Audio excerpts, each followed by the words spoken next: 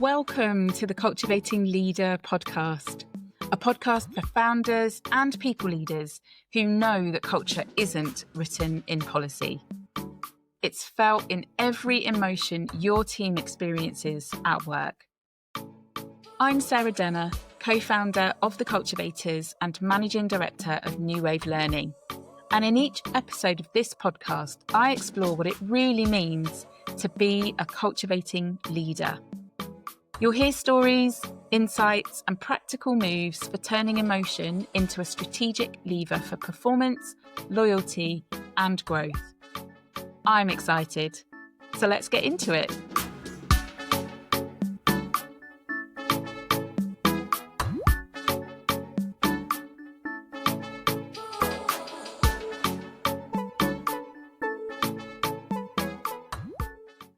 So I keep using the phrase delighted at the guests I have on my podcast, but genuinely I am a bit honoured as well, because you are one of the busiest people in my network. But I am delighted. Social butterfly. It's a social butterfly in me. That's why. I am delighted to steal 45 minutes of your precious time to have you join me, Tracy, and talk to my listeners about culture, leadership, and in your particular case, it's relationship with brand and marketing. Yeah. But before we get into that, I want to do what's becoming what I hope is going to become a bit of a tradition and a bit of a ritual with the Cultivating Leader podcast. And that's just for us to do an emotional culture deck, one card check-in before we get into our conversation. So the card I have selected today is that I am feeling at ease. And the reason for that is before we were business associates, we were school mum friends in the playground. Yeah. And of all of those school mum friends in the playground, you are the one that is still still a constant friend, even though our kids don't have their friendships anymore the same way. You and I have remained that. So I'm feeling very at ease and feeling like I am literally sitting to have a chat with a mate. So yeah, thank you for creating that feeling for me. How are you feeling, Tracy? Right. It's interesting you say that, because similarly, I feel curious because we often have lots of conversations around emotions and culture and things. So I'm like, oh, where is this now going to go that we're recording? And we're not, so I'm like, I'm curious to go what is this going to unleash in this kind of environment rather than us, catching up like we do about things. So yes, I'm curious about what we're going to talk about. Brilliant. Well, hopefully our listeners are as well. So let's get into it, shall we? Yeah. We're here to have a conversation, and you have most definitely built a strong brand and a strong reputation, I believe, for helping people have conversations, whether it's through your networking events or the way you encourage your clients to engage with their ideal clients. So given that you've built this brand around conversations, in your view, what do conversations reveal about the culture of a business? A lot. Like you say, we are extremely passionate about having conversations, whether that's with our client, whether it's understanding the conversations our clients are having with their clients, whether it's with our community, our supporters, our freelancers, our peers. And there's a couple of things that I personally probably get from conversations, and that is knowledge, and also empathy and understanding. Like that's a big part of it. And then that agreement, so we're in this place, we're all on this we're on this playing field. We know what we're here for. We know what we want to get from each other or expect from each other, or how we work together. So we, I guess it's conversations and transparency kind of go hand in hand. But for us, it's, massively, personally, business-wise, conversations have opened up opportunity as well, really. But that knowledge piece is, a really powerful thing. I think if we recognise that the definition loosely of culture is how we do things around here, then the insights you're getting from the conversations that you are having and encouraging your clients to have is that data, like you say, that knowledge, that information. It's data, isn't it? That you're then, I think, able to align what you do with a client and what the client then does for their clients. You're able to align around that, so you have the clarity about how we are doing things around here. Yeah, So there's exactly. like a cultural contract almost between you and your clients, Yeah, right? they're 100%. And we often say as a team, if the client doesn't feel right, that you get that gut feeling, but that often comes from these conversations. We're like, oh, hang on a minute, this doesn't. We don't have a clarity because we're not getting the answers from the things that we're asking, or it's Yeah. actually they're saying one thing but they're doing something else, and that doesn't quite translate. So yeah, we really use conversations as well. So even before we've started working with someone, to go, is this the right? Are we the right people? Because there's lots of people, that can do what we do. So are we the right match? We sort of say we are matchmakers for our clients. We are there with often their Yeah. voice. We're their voice. So we have to understand them. We need that clarity and that honesty and that, warts and all data and information of where they are now, where they want to get to, the highs, the lows, like that's massively Yeah. important. Yeah. Well, I know your background. Well, not even just your background and your current in terms of some of your extracurricular activities outside of work. Um, I know that kind of emotional storytelling has been a thread, hasn't it, throughout your 100%. both corporate professional career and now into 100%. your business. So I'm hoping we'll touch on some of that today. But before we move away from this, kind of high level view of culture, I'm also asking every guest. You're on a podcast called The Cultivating Leader.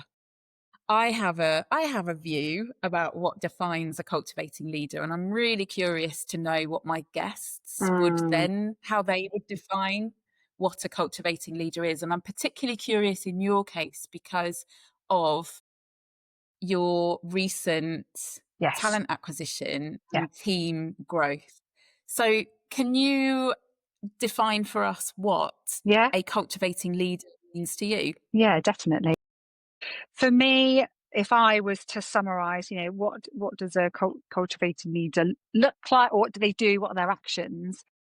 It is someone who values emotions and how people feel within the environment they work in, the job they're doing. They want to understand and know, and they value that to get the very best out of their team, to do the very best job, to have the very best experience. So it's much more than just words on a piece of paper. And it's really looking at, feelings drive everything. I live in a world of feelings. So all my clients, we talk when we talk brand, when we talk your business, at the end of the day, people value, they will make a judgment on your business based on how they feel about that. They want to do business, they don't want to do business, they like you, they don't. Oh, that's too loud, or that's too bright. They're really confident, they're go-getting. They're all feelings, aren't they? They're not, oh, Yeah, wonderful, that absolutely. person delivers X, Y, and Z for these people. If someone says, who can you recommend? They'd be like, I recommend X, Y, and Z because they're really fun, they're really big, they've got a great team, or whatever it is.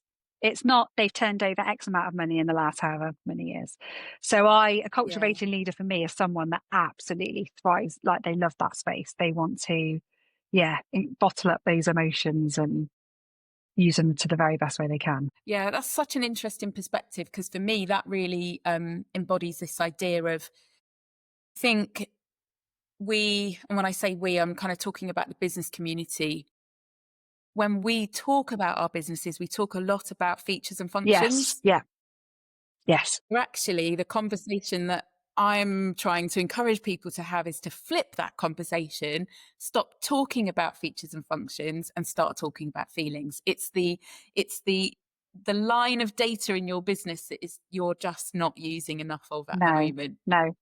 And people feel uncomfortable. Like that's the common conversation we have with clients. It's okay, you deliver social media marketing for businesses. That's what you do. Great. But what is the benefit of that? And how do your clients feel because of that? What does it enable them to do? And business owners get really uncomfortable in that place because it's almost like you're making guarantees or statements, or it's not as easy, it's not as black and white, is it? So I think it can be sometimes quite a hard place because it's kind of like soul bearing, like, well, we do this or that. Um, Yeah. but yeah, That's yeah, that's great insight actually, because I think feeling uncomfortable is something is it's quite a generic thing. Oh, I feel uncomfortable. Okay. How do we know someone's feeling uncomfortable about it? What behavior do you see that signals this person is feeling uncomfortable? yeah, yeah. It's like you say, it's amazing, I think, how far, certainly in my career, of being in the workplace, predominantly probably more in a heavy male managerial leadership roles, but like I see things changing now. And I think as females, we are slightly more maybe at ease of talking about how we're feeling, but still it's kind of a thing, you didn't really do at work. So I have seen a big change, and people do now say, I feel uncomfortable, I don't feel happy, I feel anxious, or I feel nervous about that. But yeah, like you say, it's then making those, or even before it gets to that point, noticing those behaviours, making those observations, um, and giving. Yeah, because it's the feeling that's driving the behavior, isn't it? So I wonder if there are signals or behaviors that you see people that kind of alert you to the fact that they're feeling uncomfortable, and therefore you need to do something to create the conditions for them to not feel that. I think in different services that we offer. So just from a very outset, I can see the things people, or how they show up on social media, right? So what kind of content they're posting just tell us straight away to what level they feel comfortable where they're at with their business.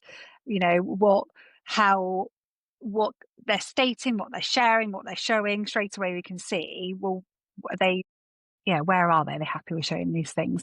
But also then from a very simple thing of people getting in front of a camera, right? We have multiple content shoots a week, and we ask people, okay, we're going to either take a photo or we want you in front of the camera doing something and showing up in your business. And you start to see the frowns, or the suddenly like the shoulders go up, or the actions of, okay, I now need to be a business person, I'm going to stand really tall and speak really posh because now I'm doing business, and like, like it's that kind of stuff. So, and it is, and it's because we need to be professional, or we're on LinkedIn, so we need to speak a different way. So yeah, we do see those obvious behavioral traits that show us that actually someone might not be really comfortable with showing up as who they are. So, and even at networking, things like that. So yeah, it's and our job is to represent the authentic person. So then it's putting them, making them feel at ease and in a space where actually they just need to be themselves because they already have a business that's long standing, or they already have an audience that wants to hear from them, or customers, or they've sold something, or look at what they've produced. So yeah. Yeah. That's such an important thing to note, that you're not necessarily going to notice, it won't necessarily be a behavior that is communicated Hmm. verbally. It's the non-verbal Hmm. behaviors that point to discomfort sometimes, which is again, yeah, just kind of, and I suppose that's for you, where this idea of being connected with people personally, face to face, whether it's walking around the Yeah, lake or at your cocktails and conversations events, that must be such an important way of you being able to build those relationships with people, to know what their a comfort level hundred. is in Yeah, marketing. 100%.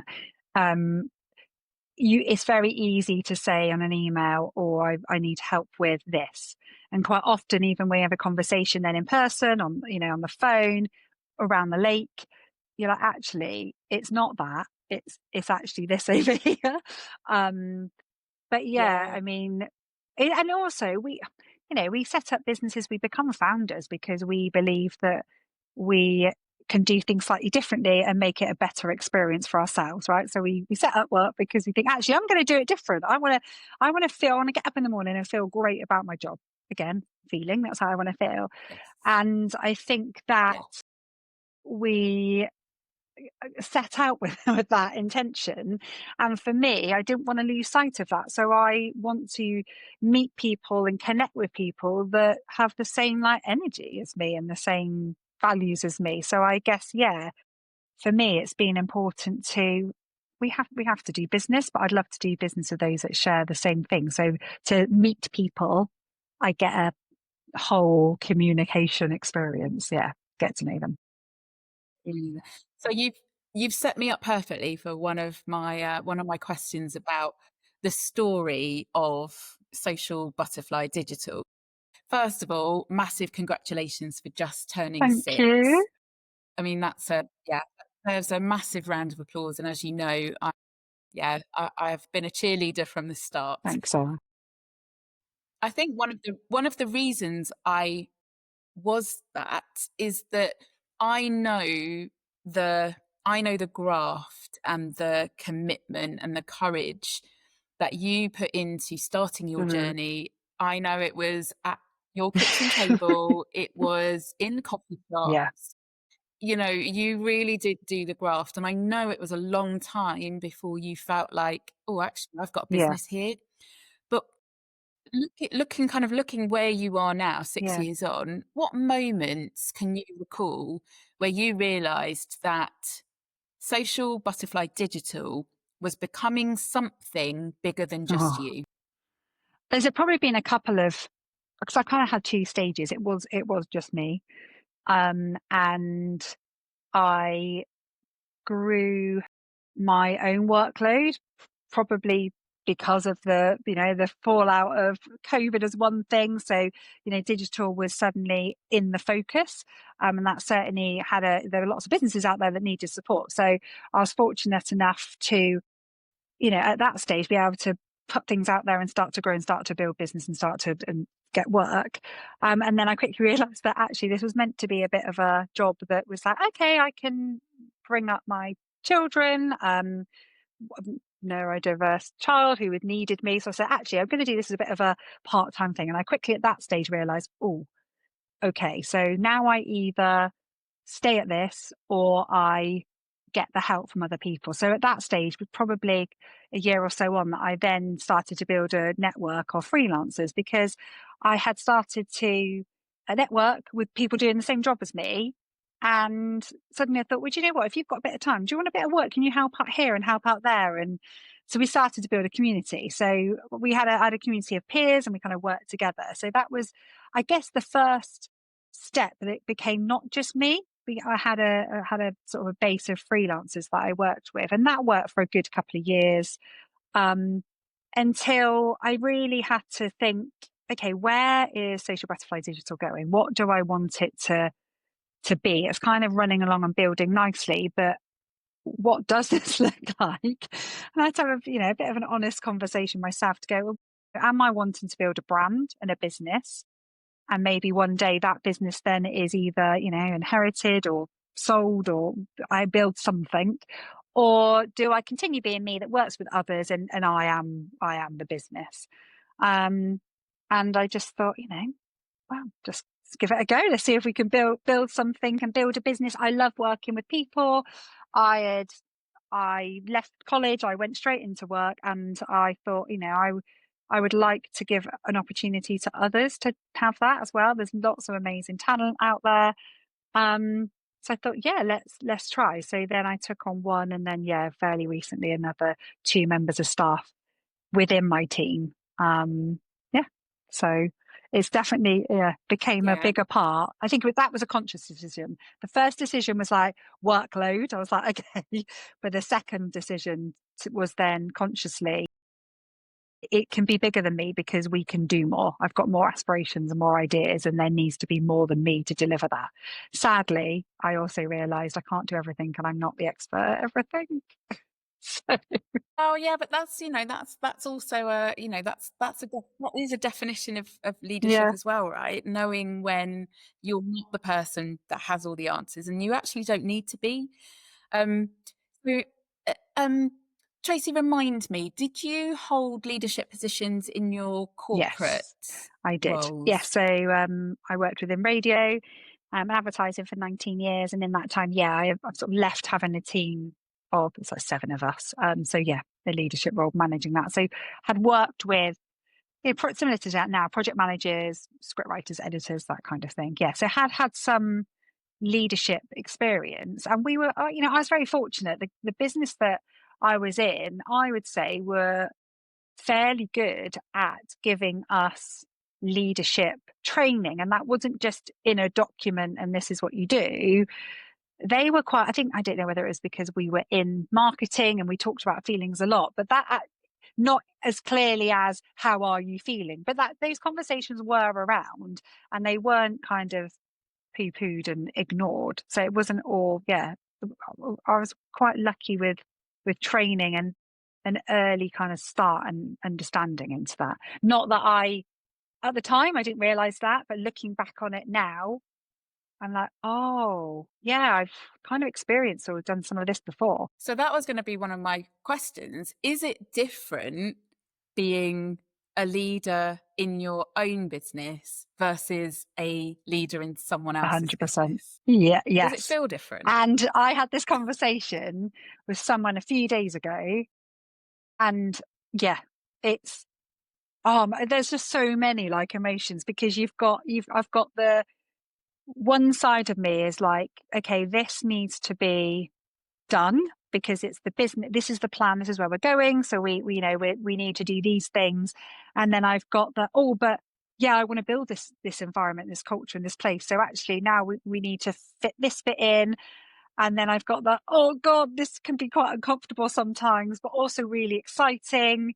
And how do I deal with that? It does feel different. It feels, I mean, in a way, actually, the emotions extreme to being really high and really low are there. So I think that's the extremities. Whereas I think when previously making decisions, it was always like, okay, well, if I don't do it right, or if I do really good, actually, how do I benefit, or how does the team, how much influence do I have in that benefit? Whereas now I've got kind of free reign, which is quite daunting in a way, but also really exciting.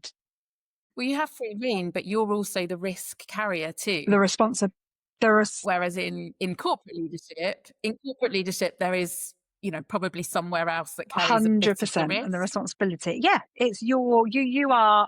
I feel a responsibility, but almost like I feel to my family that I am creating a space or an environment and experience that our staff and our clients will benefit from.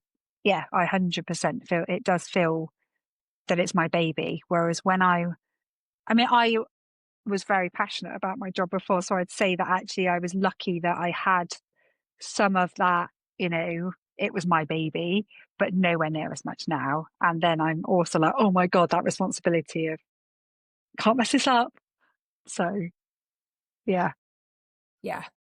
Yeah, no, absolutely. On one of your not very recent posts, but within the Hmm. last couple of months, I in doing research for our conversation today, I saw that you described the founder road as windy, steep, and sometimes like being on the edge of Hmm. a cliff. What's been your, I guess, most defining cliff edge moment when it comes to your development as a Yeah. founder leader? To, What's the moment that's given you the to date greatest at the moment, empowerment? it has been the recruitment of probably our most recent team members.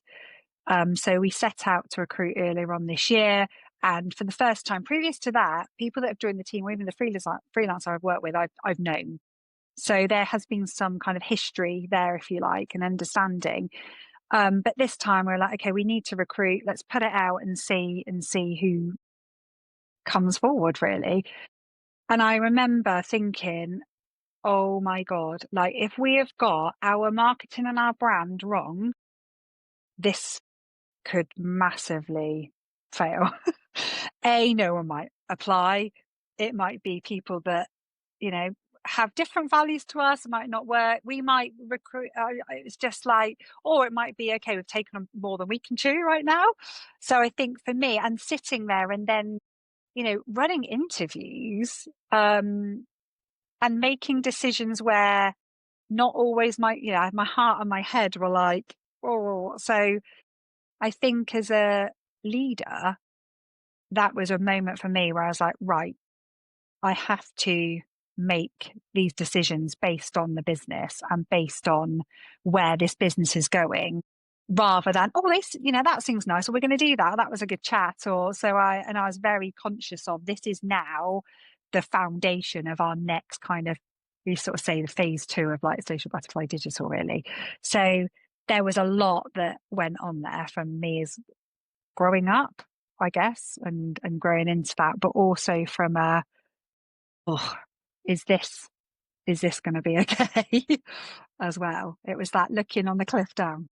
If you were mentoring somebody who was a few steps behind you, Tracy, in terms of their growth, and they're kind of moving into that phase of, I think I need to stand at the same cliff edge and hire to help me grow. Are there any lessons that you learned either about yourself or about being a founder leader that you would impart on those people? Like, do this, don't do this, think about this, don't think about that. I never thought I kind of would have okay, I'm probably looking for this kind of thing. I kind of had it set in my probably even job description or vision, like, okay, we need this because it's going to fit this way. And as it happened, we were looking for a role. We ended up recruiting 2 people because actually we were like, this is going to give us a better outcome. Like, this is a lesson I learned was, don't be too rigid. As much as I guess I confused the transparency and the clarity of the recruitment process with, so I just need to fit into this box then. So I did all the right things. I had the job description, I had the terms, how we feel, our culture, what we believe on, all of that stuff. And then it was like, okay, but when we get to the interview, I can't just tick and go, that's it. It was like, put that down, lift your head up, talk to someone, have a conversation. And I, learned more in that moment. I kind of got a bit carried away with doing the right thing too much. So I'd say have a little bit of flexibility around that. Definitely.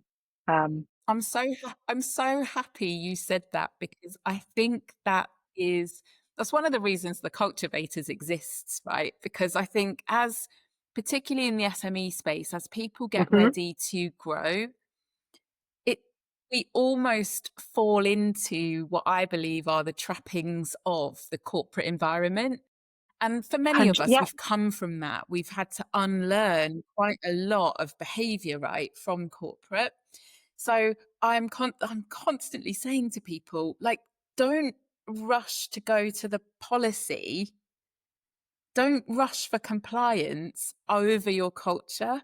Don't be scared to lead with values and culture and principles first. The policies and the compliance you can create, but we seem to kind of go, like you say, job descriptions, recruitment policy, having everything that's kind it. of And like, these are your functions, and this is what you're going to do. And I think, like you say, as a leader, or even in my previous roles, that was, I haven't interviewed for a long time. Won't give away how many years. So for me, it was like, well, that was my experience of an interview, was to talk about your job responsibilities, and this is how we work, and a day might look like this. And I was like, oh my God, like, I work within this amazing space. And it wasn't until I was like, come on, almost like a slap in the face, like, put your paper down, just have a conversation a minute. And I remember, like, we were probably challenged almost by our interviewees, because, they started to ask us around, what do you think on AI then? Do you use AI, or what do you think about that? Or what kind of clients, and do you see them? And do you see them face to face? Or what's your relationship with them? How long have you worked? Oh, you've worked with them that long. And it was like, these are the conversations. It wasn't like, have you got an office? What's the working hours? So I guess I went into my first interview like, right, I've got an interview. Okay, I need to look like the boss. And I was just like, oh my God. So yeah, I think that would probably be my learning. Like, yeah. Nice. Yeah. No, that's really well. You mentioned, do you have an office? And actually, Yeah. at the time that you were building your team, you had also made the decision to have your first Yeah. premises as well. Thank So you. again, congratulations for that, because it's a, it is a, Yeah. it's a symbol or a signal of growth. But you and I have also have very honest conversations about what that does for the perception that others have of you and the pressure that comes with It's been a that. very, so like you say, 6 years, a tiny bit longer because of me before. And I think we still network in the same circles, but the conversations that I've had recently are very much being led by, oh, you've got an office, or you're in Old Town, and actually the inquiries, I would say, it's just crazy. It's like, oh, now you've got bricks and mortar. It's You're a business. Um, yeah, I think, and Hmm. maybe a little part of me thought, this might change things. I mean, for us, we had the office because we wanted a space where our clients in our team, our freelance can come to that is ours rather than us, having spending a fortune at coffee places, although that still hasn't stopped for some reason. But, yeah, it's been an interesting turn of conversations recently. Yeah, I hadn't thought about Mm, the kind of conversations that it would lead to. Um, but it does invite me to ask, thinking about conversations almost as what I would call a yeah, like leadership currency. It's the way you trade information with people, right? The conversations yeah, that you're okay. having with them. So if we think about that, what conversations do you wish that more people were having in their business, particularly in your field of specialism, which is social media marketing? I, it's difficult. I think when it comes to marketing, like you said earlier, the thing that often via inquiries, so people will say we need help with this, we do X, Y, and Z.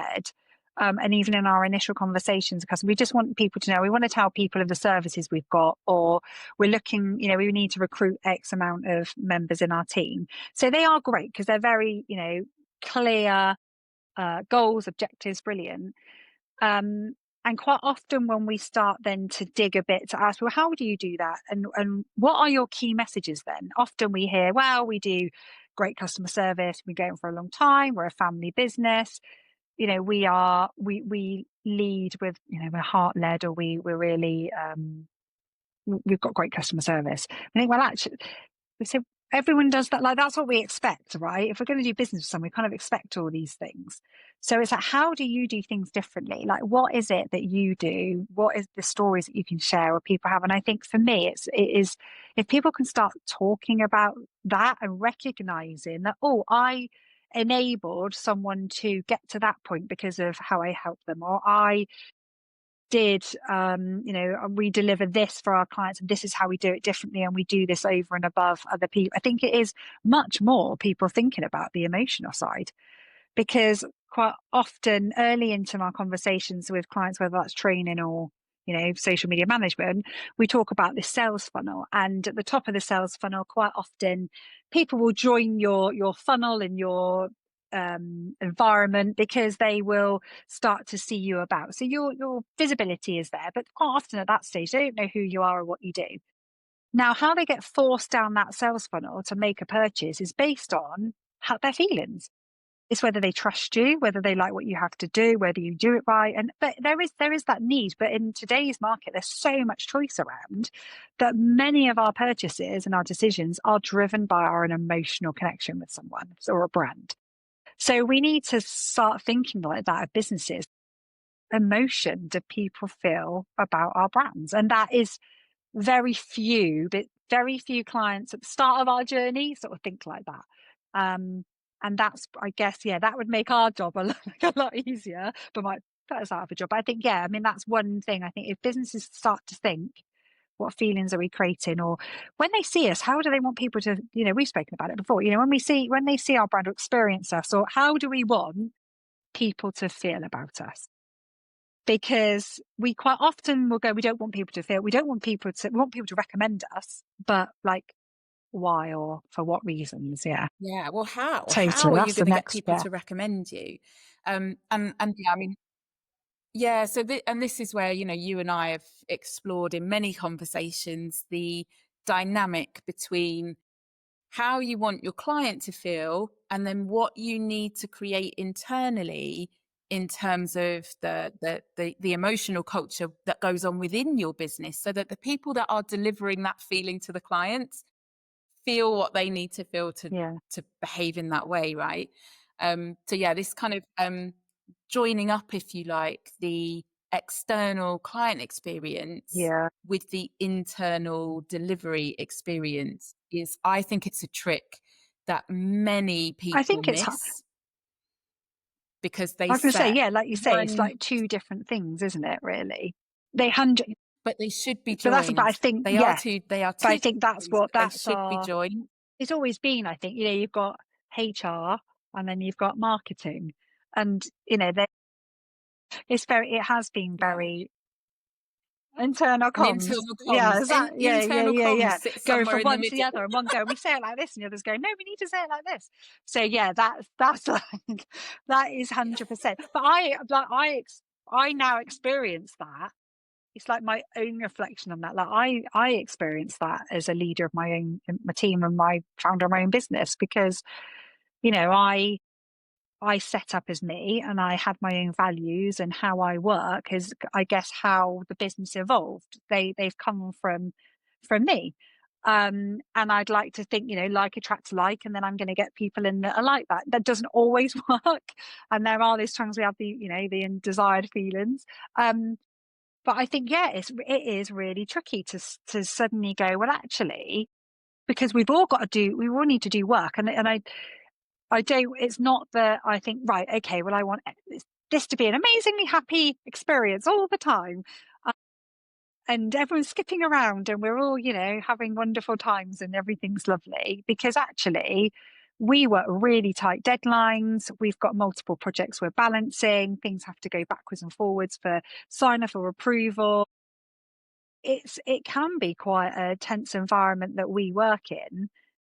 And I think then to when we've got a brand new Social Butterfly is a conversations, a collaborations. I would like to think, a fun brand. People say, it always looks like you're having fun, which we are, but we also have the stuff when it isn't fun and it's tough. And like you say, it's that joining up of that. And I think as a leader, I'm trying to myself also appreciate that actually that's okay to talk about or show and discuss the times when things aren't fun as well, whether that it should absolutely be with the team, but also clients and further like bigger communities as well. So it's yeah, it's interesting. So as our time as Yeah. friends has evolved, one of the things you and I have shared a lot about is being people pleasers. And I certainly know I am challenged massively by that when it comes to being Mhm. a leader and a founder. And accepting that not everything is going to Yeah. be Yeah. sunshine and butterflies Yeah. all of the time. So how did you Mm. strategically approach Yeah. doing that Yeah. as a natural people pleaser who doesn't like to upset people, likes to bring people together and likes people to get on? How did you strategically Yeah. approach the growth of your business to create the conditions for that to exist for your Yeah. business in the first place, because that's what's serving your clients, but most importantly for you as well, because your No, they're feelings not. aren't And like you detached say, from I this. am 100%, yeah, a people pleaser. I love the reason I get up and I love to do my job is because I love it when I see clients loving the feedback they're getting from their community. So they see a post or they see the work they're doing. They're like, oh my God, that's us. We're doing that. Like, that's such a buzz to see that little light in them go, oh, and I'm like, yeah, see, I told you, you're like, great. That's great for me. I get I feel it now. I'm like, oh, I love that feeling. So when I don't get that feeling, I really struggle, and I have had to understand that. I think when I made the conscious decision to go, right, okay, I want to grow the business, and I am passionate, and I want to have people that are also passionate about growing Social Butterfly as well, but ultimately growing themselves. Like, hopefully they stay with us, they might fly off somewhere. So yeah, I was like, but I need to have I don't want to be that, let's fly around and everything's positive. I know that difficult conversations are hard, and I have to have some tools in my pocket to be able to have those conversations. So not that I'm doing a sales pitch, or anything, but I think by working with you and talking to you, and just my own research into leaders versus managers, if you like, and creating environments, I was like, it is really important that we have a discussion and a conversation about how, as a team, we want to feel at work. And that leads into, okay, what do we need to do to make sure we feel like that? So then what policies or what things do we have in place? But I am a touchy-feely. So it was about, but also I was aware, new team, I don't want to scare people who are going, let's talk about our relations, so There's exactly that. feel So I like was like, youth I was work for you is aware, therapy. I don't want to go on and dig. I'm a very much heart on sleeve, tell it how it is. Not everyone's like that. So I needed to, I did talk to you. We've had our, session with the team to be able to use the emotional card deck to, have a tool that we can communicate with each other. Like, some of us find it easy, others are like, actually, I need this card, or I needed the structure, the space to be able to, talk about how I'm feeling. So yeah, I certainly saw in your kind of your curiosity and your enthusiasm about it. I certainly saw also your understanding of storytelling skills became very helpful yeah, in those discussions because you understand the importance of emotional literacy, which I think we've lost, we've kind of disconnected ourselves from a little bit. I always use at the start of a session the example of, if I ask you how you're feeling, the range of common answers are, I'm great, thanks. If you're, 100%. half glass full person, I'm all right. I'm okay. We've just got Yeah, such a small vocabulary now around emotional literacy. So, as much as I hear people talking about kind of data literacy, in order to tell stories, you need to increase your yeah, emotional literacy at the same time. yeah, One without the other yeah. will not create a good I think story. we've become, I don't know, scared of it, or it's almost like, where if I say how I'm feeling, then I've got to deal with it, and where's that going to Mm, lead? Yeah, I don't. But like you say, for yeah. me, I'm very much like, let's talk about this, because if we can talk about it and understand it, we can move on from it or do something about it. So I think that's just maybe in my nature, maybe on my upbringing, or how we, of these experiences I've had. And I do want that to be within our team culture. It certainly is like that with our clients. They will very much go, it's two-way, right? So, and it's like, okay, well, if that didn't go right or didn't feel right, or you feel nervous or unsure about that, what does that really mean? So what do you mean about that then?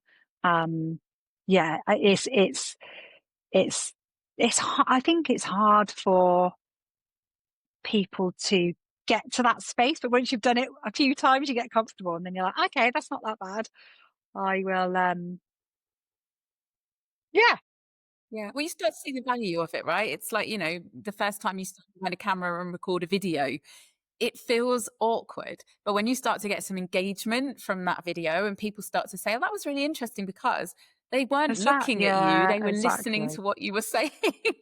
So all of the things that you were fearful of in the first place that were stopping you from recording that video to put out on your socials, it just dissipates, right? Because you've gotten the positive feedback yeah, and the affirmation that what they wanted to hear was what you were saying, not how awkward you felt around the camera.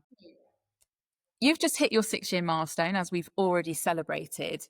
I'd like to bring our conversation to a close asking you this question. If we meet again in 6 years' time, what do you hope that Social Butterfly Digital has become for you, your team, and your clients? I hope that we have become more, probably some of our clients we've worked with for 5 years now. I hope that we've become a valued asset for our clients, I believe, but more of them. We have certain products. I would like to see us having different products for different people, so we can have more people into our community, more different sides of business. But I think that I would like to see us thriving, being an open, welcome space where our customers, whether they're internal, external, or communities like before, feel very much part of our brand, and that actually they feel like they're understood and heard. Like that for me is that connection piece is really important. We want to feel connected, and I'd like to think we are some of the way there now. So yeah, that's what I'd like to have that clarity around the connection. Nice. Is there anything in particular for you Then that you it's hope such a Social long Digital? Sorry, I always do this to your company name. Social. I think for me, I know I'm Or do it every time.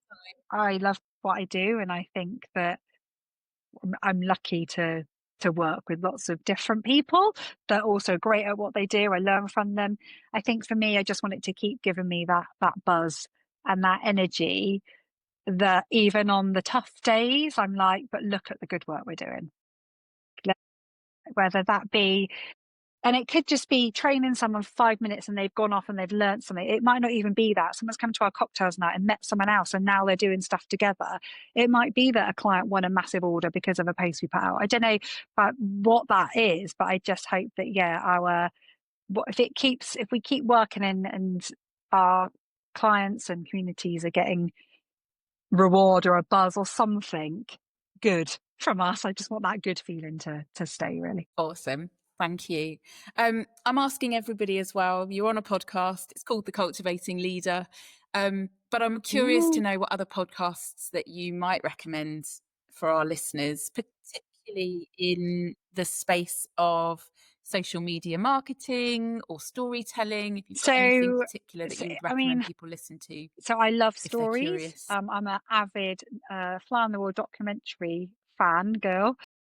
So I know it's a bit of a cliche, but I do listen to like Stephen Bartlett just because that's what he does, right? He unpicks things and it's like this day of your life. It's like, what is it that motivates people, drives people? It's all about feelings, I think. So for me, listen to that, because the questions he asks are very clever into getting people to really dig deep into how they're feeling about things, not the top level, but what they do and how they do it and the magic they do. So yeah, that's probably one of the things.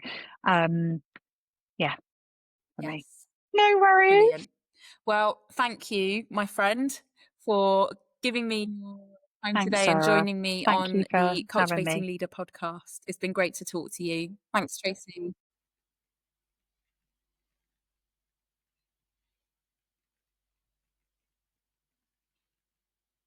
Thanks so much for listening to the Cultivating Leader podcast. If today's episode has sparked something in you, please share it, tag me, or leave a review. It really helps us to get to more leaders and help them discover the power of emotional culture. To learn more about how we help organisations to build a culture that aligns with their purpose, head to cultivator.co.uk or connect with me on LinkedIn. And remember, if you want your clients to feel X, then your people need to feel your Y. So, what inspired you today to be a cultivating leader? Until the next episode, let's keep culture at the heart of how we lead.